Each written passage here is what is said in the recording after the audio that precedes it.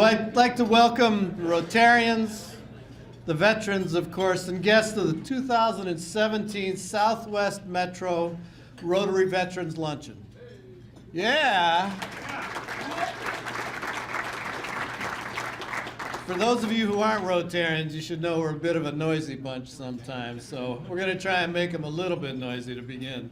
I'm Bob Halligan. I am the District Governor of Rotary District 5950. Yeehaw! The greatest Rotary district in the world, I want you to know. And I'm a member of the Rotary Club of Buffalo, Minnesota, which, despite some of the comments of the Edina Rotarians, is the greatest Rotary Club in District 5950. I want to thank you for coming today for this special event. Only for this year, though. It's the greatest. It's a pleasure to come together today to enjoy fellowship with our veterans, our honored veterans and Rotarians from 7 Rotary Clubs from Area 3 of the Southwest Metro area. Now, Rotarians, I'm going to call out your clubs, and I'd ask you to give a cheer when your club is named, beginning with the Bloomington Noon Rotary Club. How about the Eden Prairie AM? This is going to be loud. The Eden Prairie Noon. The Edina Rotarians. Now, you know, that was a little bit of a cheat because there's Edina Noon. Let me hear the noon. And then there's Edina Morning. All right. The Richfield Rotarians. And then the youngest and second best Rotary Club in our district, the South Metro Minneapolis Evening Club. Yeah! We're delighted today to have retired Brigadier General Dennis Schulstedt as our MC. I asked General Schulstedt if there's anything special he wanted me to say that's not on my intro here, and he said that he was afraid the FBI might be in the room today, and so I should keep it on the down low. But General Schulstedt has had dual careers, one in the military and one in politics. He's a retired Air Force Brigadier General and also was for 22 years an elected member of the Minneapolis City Council. He's been a consultant for numerous campaigns ranging from the U.S. Senate to governor to the legislature. He recently served as national president of the 62,000-member University of Minnesota Alumni Association. We don't have any Gophers in the room, do we? Yeah, there might be one or two. The Secretary of Defense appointed him to be Minnesota State Chair of Employer Support of the Guard and Reserve, a position he held for over 7 years. He was selected to be a member of the Civic Leader Advisory Group to the Air Force Chief of Staff. General Schulstedt is a co-founder and board member of the Minnesota Military Appreciation Fund, which has raised over $16 million to distribute to Minnesota members of the armed forces who have served in combat after 9/11. Please give a warm welcome to General Dennis Schulstedt.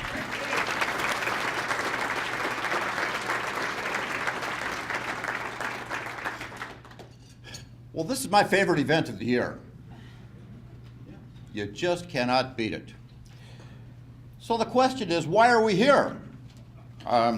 In the paper this morning, I see that this is a good day to buy furniture, hot tubs, automobiles. Oh, and you can get 10% off in some department stores. But that's not why we're here. That's not why we're here.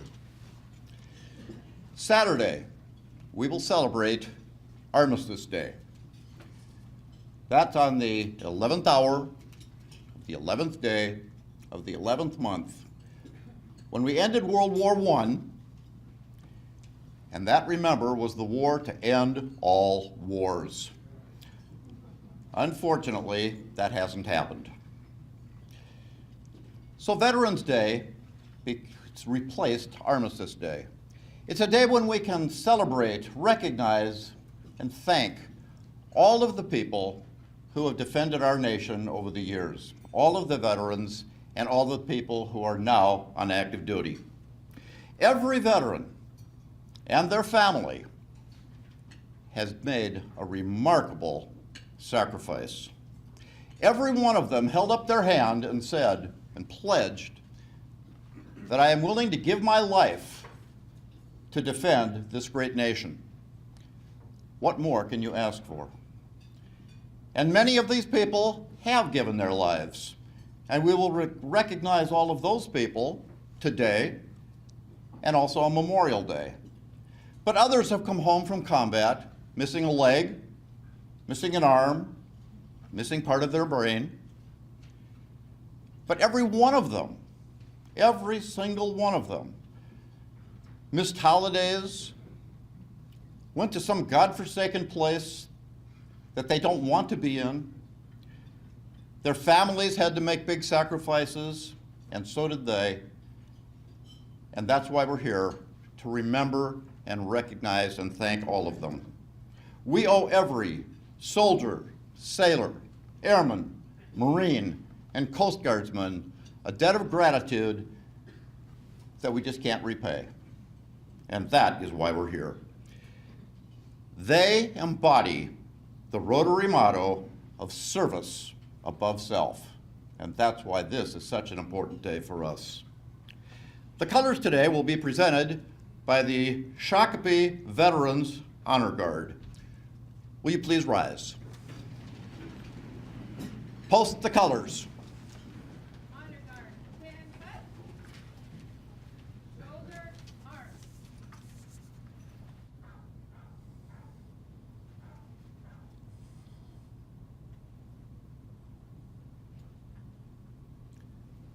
Please join me.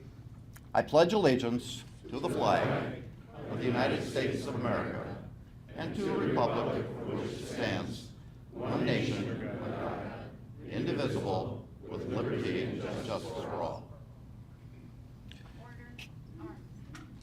Please join the Rotary Blast Quintet under the direction of Mary Brindle, the past president of the Edina Morningside Rotary, in our national anthem.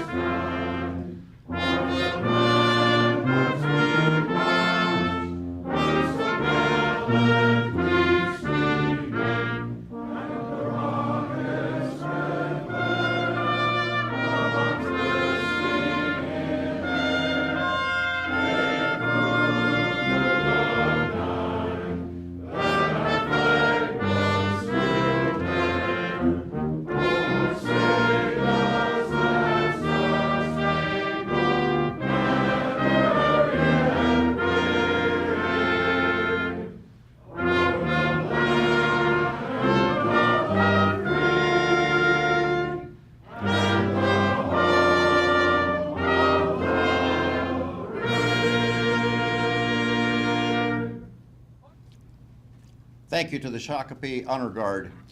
Minnesota Army National Guard Lieutenant Colonel Jerome Fenn will deliver our invocation. Father Fenn was a hospital chaplain for 30 years.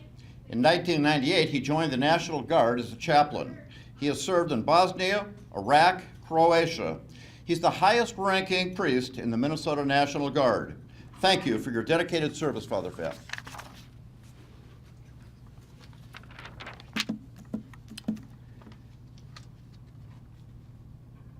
Lieutenant Colonel John McCrae wrote this. He served in World War I. Oh, sleep in peace where poppies grow. The torch your failing hands let go was caught by us, again held high, a beacon light in Flanders sky that dims the stars to those below. You are our dead, you held the foe, and ere the poppies cease to blow, we'll prove our faith in you who lie in Flanders fields. O rest in peace we quickly go to you who bravely died and know. In other fields was heard the cry for freedom's cause of you who lie. So still asleep where poppies grow in Flanders fields. As in rumbling sound to and fro, the lightning flashes sky aglow. The mighty hosts appear, and high above the din of battle cry, scarce is heard amidst the guns below, are fearless hearts who fight the foe, and guard the place where poppies grow. O sleep in peace, all who lie in Flanders fields. O God of truth and justice, we hold before you those whose memory we cherish and those whose names we will never know. Help us to lift our eyes above the torment of this broken world and grant us the grace to pray for those who wish us harm. As we honor the past, may we put our faith in your future, for you are the source of life and hope. We ask you to bless our food, our friendship and fellowship. Thank you for all of our military personnel, their families and employers who sacrifice so much for our country. We ask this in your name. Amen. Please be seated. Everybody in this room deserves to be recognized, but there are a couple of them that I need to personally introduce. We have the presidents of the Southwest Metro Rotary Clubs. Would each of you, when I read your name, stand up and remain standing, and please hold your applause until all of them have been introduced. From the Bloomington Noon Club is Deb Newman. From Eden Prairie AM, Roger Jorgensen. From Eden Prairie Noon, Kim Ross. From Edina, Son Asato. From Edina Morningside, Jennifer Glass. From Richfield, Chip Groth. From the South Metro Minneapolis Evenings, Ashley Taylor. These are your leaders. Please give them a big round of applause.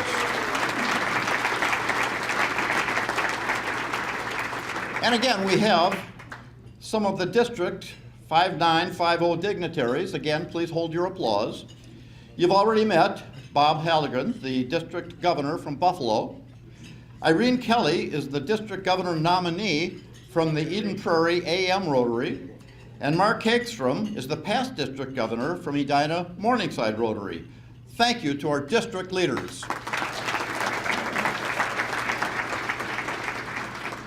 We have some elected officials with us today.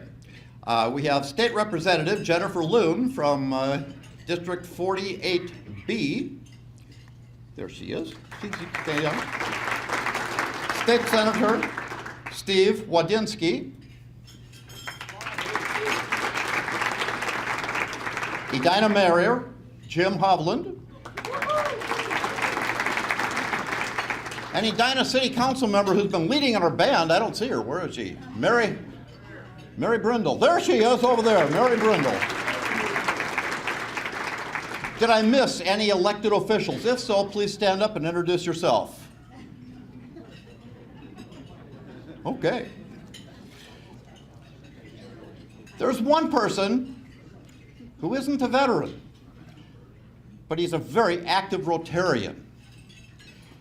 And he's the new Minneapolis Aquatennial Commodore, Bill McGreevy Jr. Stand up, Bill. There he is.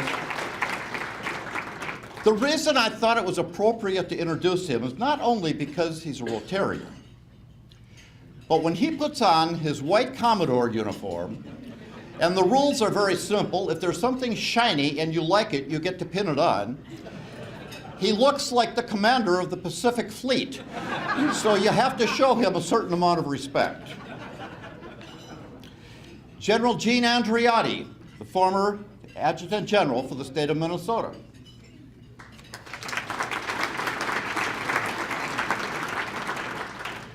Now, I know that Gordy Lewis is here. He's a World War II veteran. Are there any other World War II veterans here? Are there any? No. Any others? There, back there in the corner. Ladies and gentlemen, every veteran is incredibly important.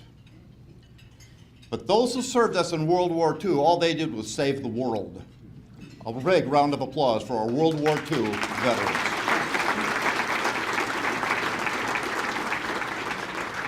And now, would every veteran and active duty, Guard, and Reserve member please rise? This program, Veterans Day, is for you. A big round of applause.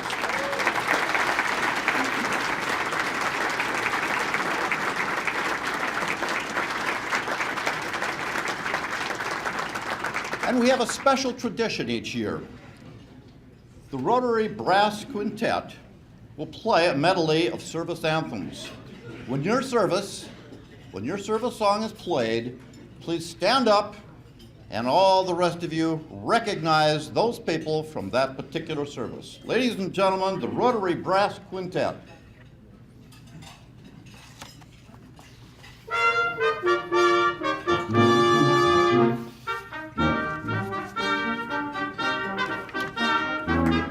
The United States Army.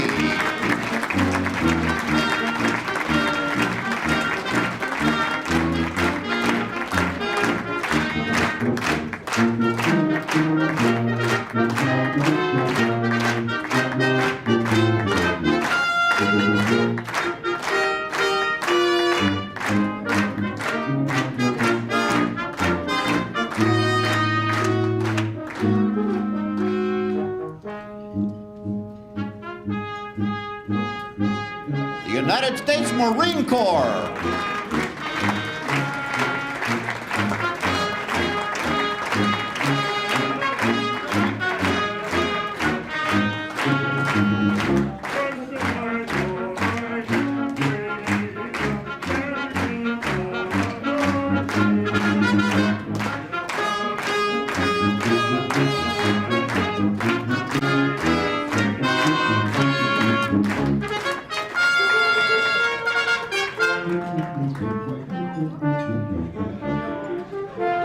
The United States Navy.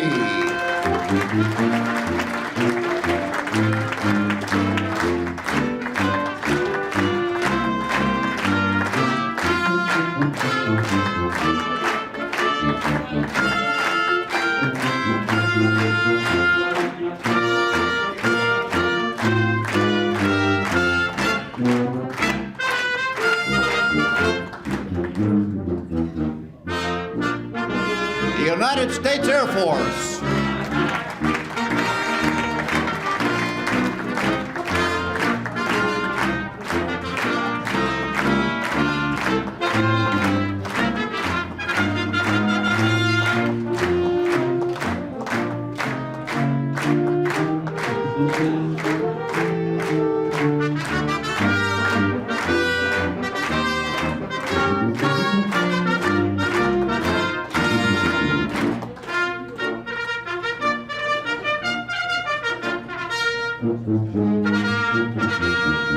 The United States Coast Guard.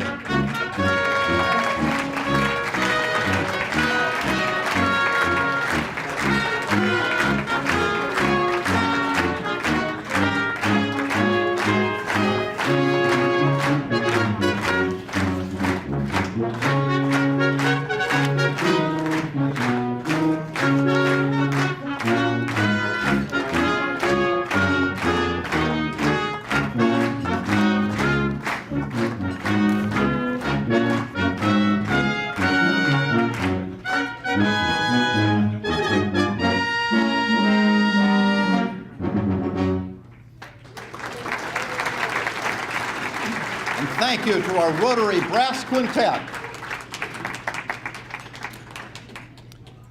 You know, America is an experiment. It's an experiment in freedom and democracy that happens to have lasted for almost 250 years.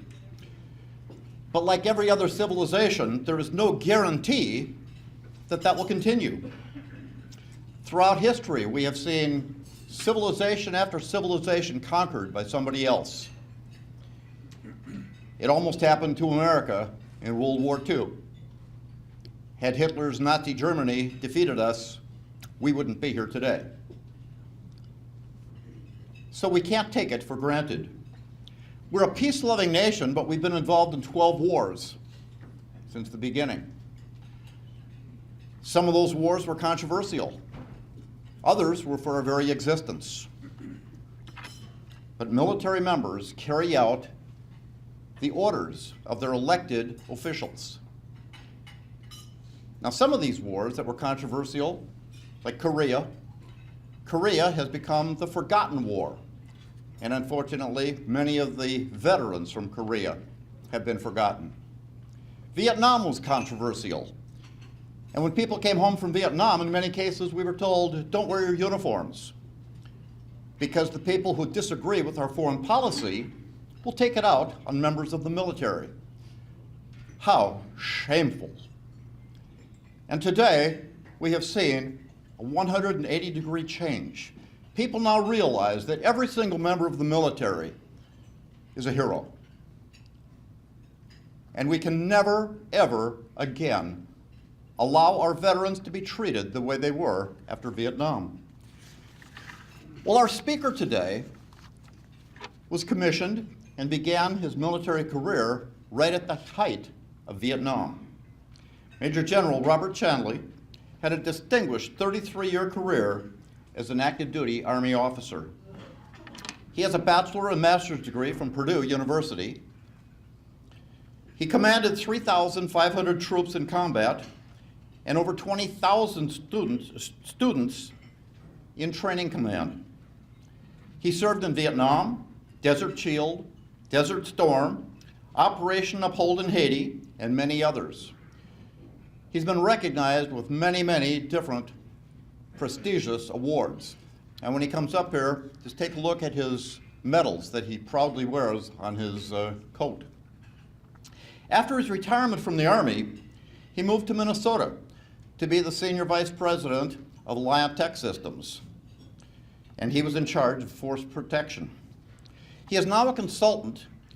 He trains military and civilian leaders in crisis management, but he also provides acquisition and logistics advice to businesses that are in the defense sector.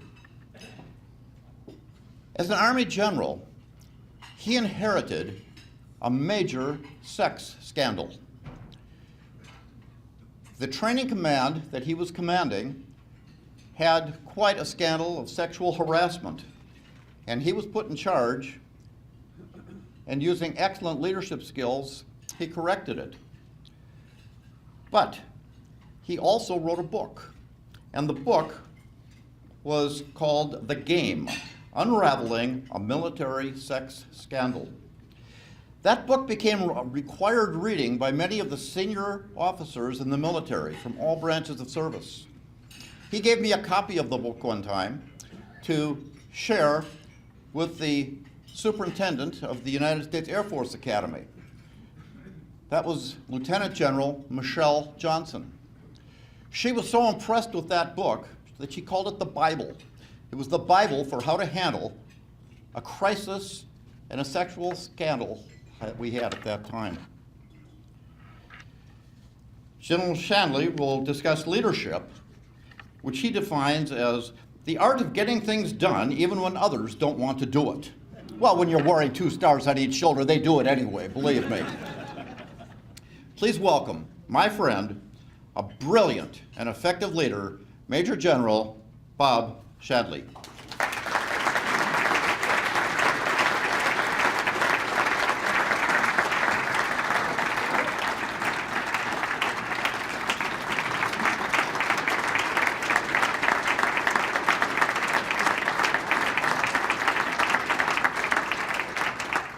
I'll be around for questions if anyone has any at the end.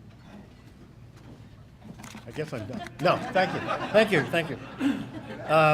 Thanks, Denny, for the great introduction. Thanks for all you do for our community and the Army spinoff called the Air Force. As you know, government is often described as big business, and back in 1947, the Army had a little subsidiary that involved airplanes, and so we spun that off. We spun the Army Air Corps off, and now it's called the Air Force. They've done pretty well. Color Guard from the Bloomington Legion and VFW, thank you very much. Well done. It's always an honor to see our nation's colors displayed with honor. Rotary Brass Quintet.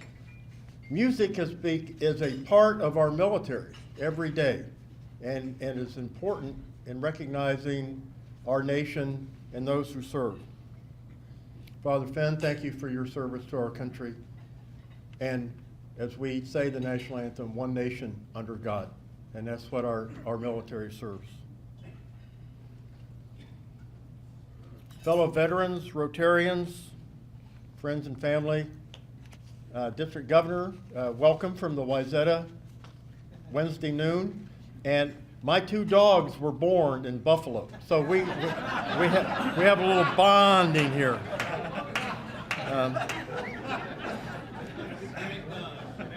And I have spoken to the Edina Noon and the Bloomington Noon Rotaries, so it's good to see all you folks again.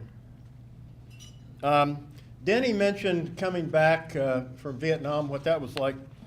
I remember I got off the airplane late at night in Chicago O'Hare Airport, and I had my little 2 rows of ribbons. And I was standing there, and this lady came up to me, and I thought she was going to congratulate me for my service to our country. And she walked up to me and says, "Pardon me, Sonny, when's the next flight to Buffalo?" And she thought I worked for the airline, so I got on the little DC-3 back to Lafayette, Indiana, and my wife and 2 kids were waiting for me at the airfield. Hopped in the car, drove home, woke up the next morning and was watching Sesame Street, you know. I said, wow, this is different. And it was when we came back from Desert Shield, Desert Storm. Same thing that Chaplain was talking about, overpasses with flags, and it was just wonderful. So we have recognized and have changed in our country the feeling for our veterans. Now, usually I get asked either verbally or with expressions on their faces, why would anyone spend 33 years on active duty in the Army? Well, it's a true story. I'm a young captain working at a large headquarters in Washington, D.C. The colonel, Jim Bleeker, my boss, calls me in and he says, "Bob, the general, Stuart C. Meyer, wants you to head up this year's combined federal campaign for the directorate. Now, this is a big deal. It's how the general judges young officers, how well they plan, coordinate, and execute, so don't screw it up." And I said, "Yes, sir." And 2 days later, the general's crusty old colonel deputy called me up and says, "Shadley." And I said, "Yes, sir." He said, "I have a problem with your combined federal campaign." And I see my career going down the tubes over this thing. And I said, "Well, sir, what's the problem?" And he said, "Well, the envelopes you gave us, the little manila, are too small for the checks." And I said, "Well, sir, most of the folks have been folding the checks over in half and sliding them in there right in there, and it works out pretty well." And he says, "Oh, that's a great idea, thanks a lot," and hung up. I kid thee not, I knew at that moment I could make at least colonel in the Army, because it couldn't be that hard.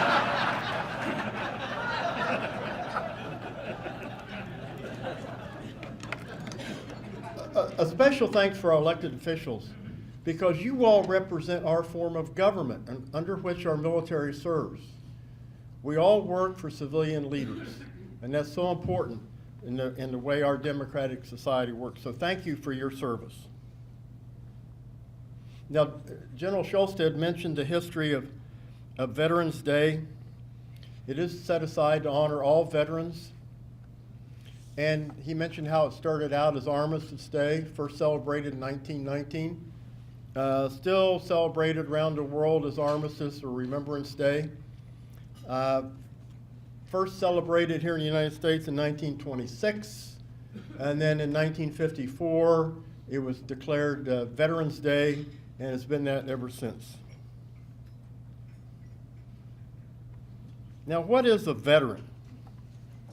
I carry this little script around with me that I've had for years. I'd just like to share it with you. What is a vet? He or she is a cop on the beat who spent over a year in Iraq or Afghanistan making sure that all the combat vehicles were fueled. She or he is a nurse who fought against futility and went to sleep sobbing every night for 2 years in the hospital in Da Nang. He is the POW who went away one person and came back another, or didn't come back at all. He is the Quantico drill instructor who has never served a day in combat, but has saved countless lives by training young Marines to be real fighters.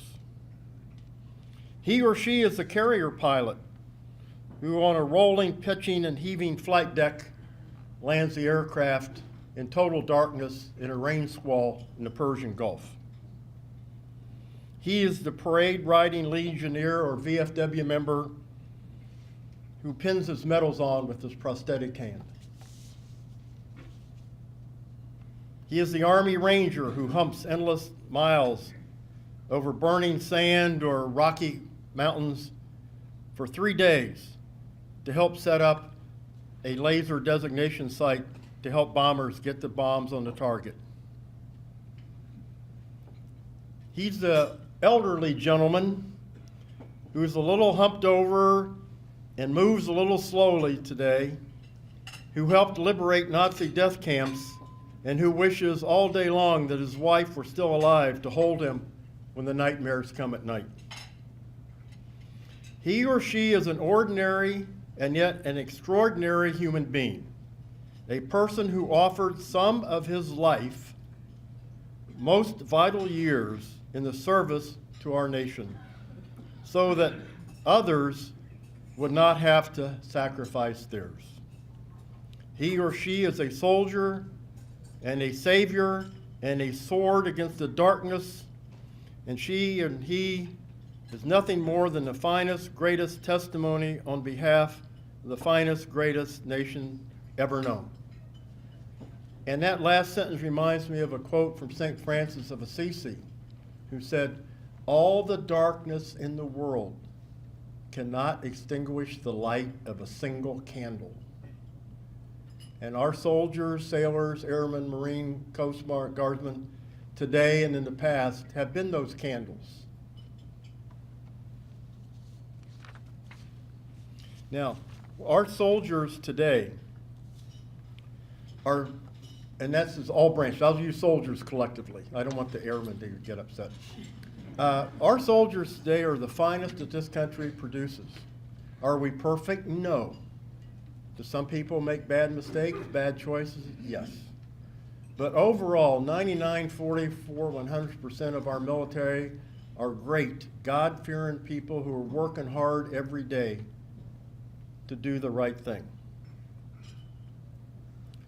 Our veterans today come out of the service with 4 great characteristics that make them great leaders. First, they're competent. They learn highly technical jobs, and they have performed those jobs. They're smart. They can learn just about anything. So they're competent. They have the proper character. And as often said, John Wooden, who also went to Purdue, a little bit better basketball player than I was, said, character is what you do when no one is watching. Abraham Lincoln said, if you want to test a man or a woman's character, give him or her responsibility. And so our young soldiers coming out of the military today or serving in the military still have proper character. They know what the right thing to do is. Thirdly, they have chemistry. They know they have to work on a team and be team players so the whole team survives and wins together. So they are really, truly team players. And 4, they're curious. They like to know what's going on. They work hard to find out, and they ask good questions. So when our veterans leave the service and come home with the great leadership skills, and as Denny pointed out, when I was going to Purdue engineering school, Harold Kuntz wrote one of our textbooks, and in that he said, management is the art of getting things done through others, and then it goes on, in an organizational structure with resources and all that stuff. But basically, management's the art of getting things done through others. Well, when I came in the Army, it became readily apparent that the definition of leadership is the art of getting things done through others, same as Kuntz, when the others don't want to do it, don't think they can do it, and or it's inherently dangerous to do so. So I think I could manage the Minnesota Twins. I know all the players, all the position stuff. I could field 9 people, and I think I could do a better job of, moving in relievers and stuff. That's another story. But I don't think I could lead them to a pennant. So that's sort of the difference. I could manage the Twins, but I don't think I could lead them to victory. So the reason I mention this is one of the ways that we can help our veterans and their families is to hire a vet when they come home. There's tremendous capability there. Your tax dollars invested a lot of money in them to teach them skills. They're yours. Use those assets, and they won't let you down. And the other way is just say thank you, like you all are doing today. Now, back in 1 July 1973, we started the all-volunteer force. So now, for what, 44 years? Every young man or woman who raises their right hand does it voluntarily. So these folks that we have today, our young men and women, are truly our finest. And appreciate Denny having all the veterans stand up. But I would like to ask any of you who are family members of veterans, spouses, brothers, sisters, to please stand up.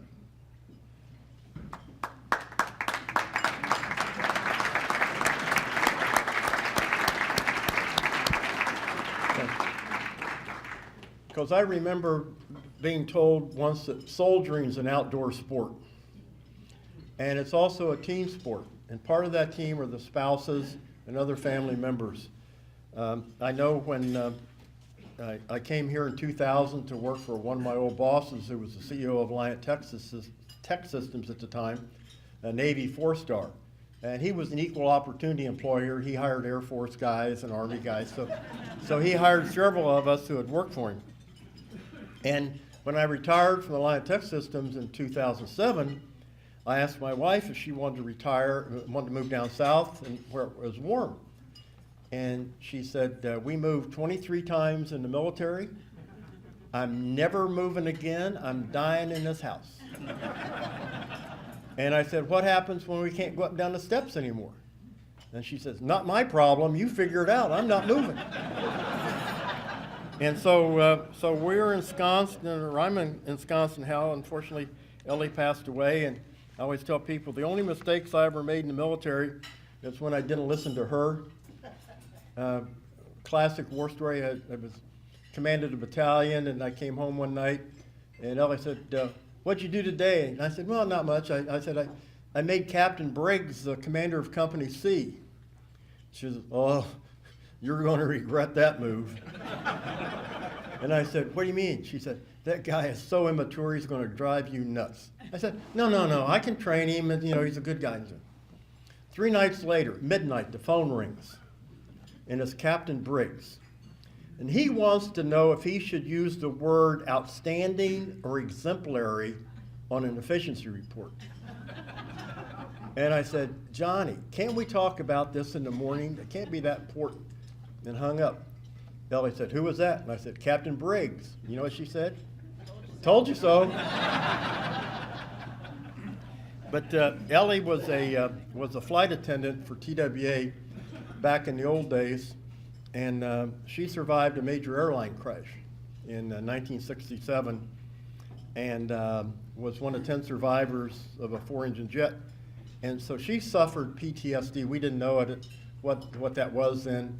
But I can appreciate some of the trauma that young folks today are coming back from the war with, and so we need to understand and help them too. Ellie used to carry around a little clipping in her purse that was a quote out of a speech given by Assemblyman John Campbell on the 4th of July, 2004. John Campbell was an assemblyman from California, also served in the Congress of the United States. And in this speech that Campbell gave, he quoted Admiral Jeremiah Denton, who was an 8-year POW. And I think it rings true today, even more so than at any time I ever read this poem. It is the soldier, not the reporter, who has given us freedom of the press. It is the soldier, not the poet, who has given us freedom of speech. It is the soldier, not the campus organizer, who has given us the right to demonstrate. It is the soldier who salutes the flag, who serves beneath the flag, and whose coffin is draped by the flag, who allows the protester to burn the flag. And so when I think about what's going on today and the sacrifices made by all those serving today or our veterans, many of them are here today, I can't help but think that's what we serve for. We may not like what's going on, but we all serve to enable those freedoms to exist in this great nation. And one other thing that it's really stuck with me for you, how many of you have seen Private Ryan? Saving Private, just about everyone. Do you remember the last scene in the movie? John Miller, played by Tom Hanks, who was tasked with finding Private Ryan to bring him back to safety because he was the last surviving son. Captain Miller, John Hanks, is shot and is dying. Private Ryan is holding him. What does Captain Miller say to Private Ryan? Earn this. Earn this. And I believe that all of us who have served and those who are serving today would say that to our fellow citizens. Earn this. Because we've all had friends, comrades, who didn't come home. And you never forget their names. One of the units I served in the Army was the 1st Infantry Division. And the division had a motto, which I think should be the motto of the Army and the entire Department of Defense. Because I think it summarizes what soldiers, sailors, airmen, Marine, and Coast Guardsmen do. No mission too difficult, no sacrifice too great, duty first.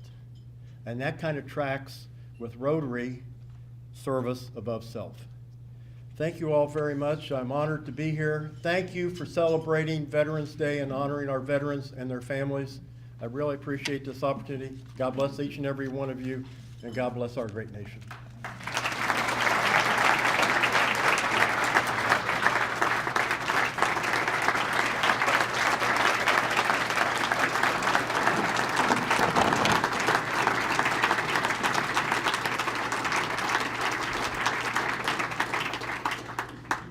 Thank you, General.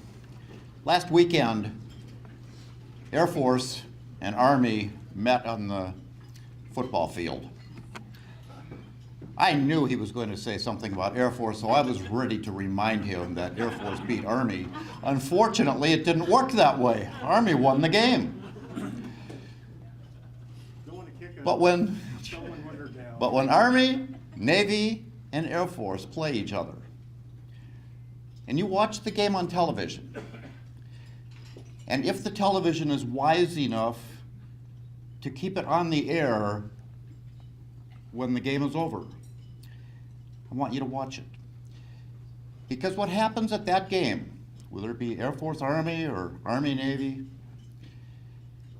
the cadets from the losing school walk over to their fans, and all of the people from the winning school walk with them.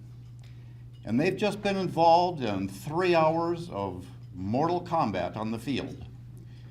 And they sing the song of the losing team. because they know that they will be working together in the future.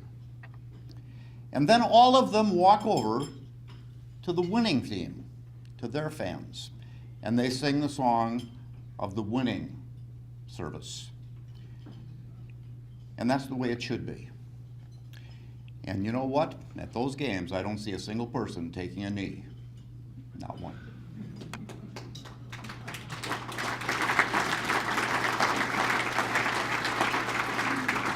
General, as a token of appreciation for your very kind remarks, the Rotary has made a donation to the Minnesotans Military Appreciation Fund.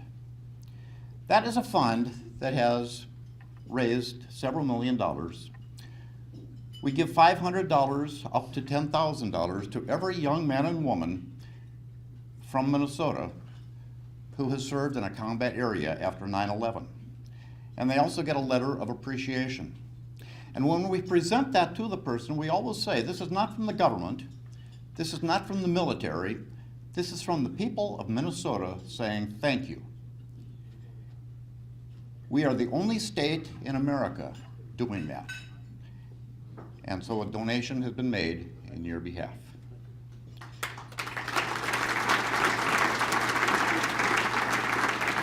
And Rotary is 1.2 million community leaders in 165 countries around the world that are together to create a positive, lasting change in our communities and around the world. We need more organizations like the Rotary. And that's why it's such a pleasure and a privilege and an honor to be here today. In closing, we want to recognize and thank all of those people who made today such a special event. The planning is done by the presidents-elect of the organizations, and the chair of that is Matt Crane. And that has been a big, big job to make this all possible. So thank you all. Would all of the president-elect please rise?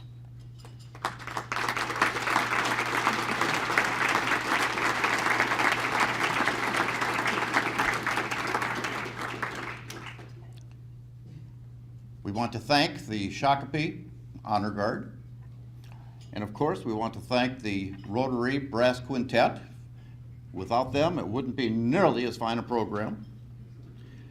And we want to thank all of you, everybody who cares enough about our veterans to be here and give them the recognition that they all deserve.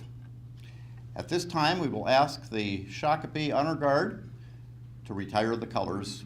Please rise.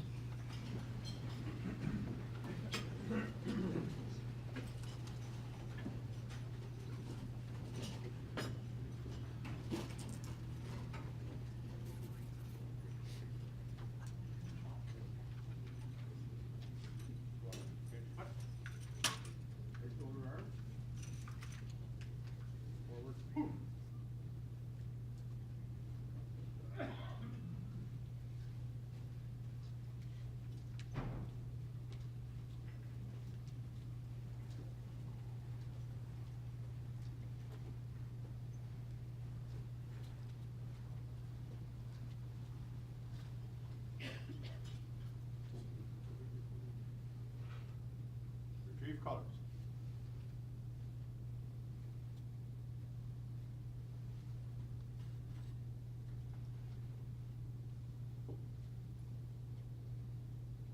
Ready, face. Forward, move.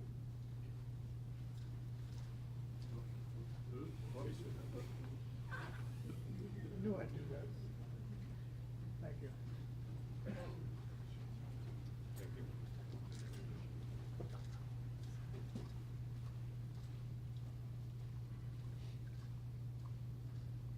Go. Right face. Forward arm, forward arms. At ease. Thank you for joining us today. Have a good weekend, and remember on Saturday, it's really Veterans Day. Go thank a veteran and thank you.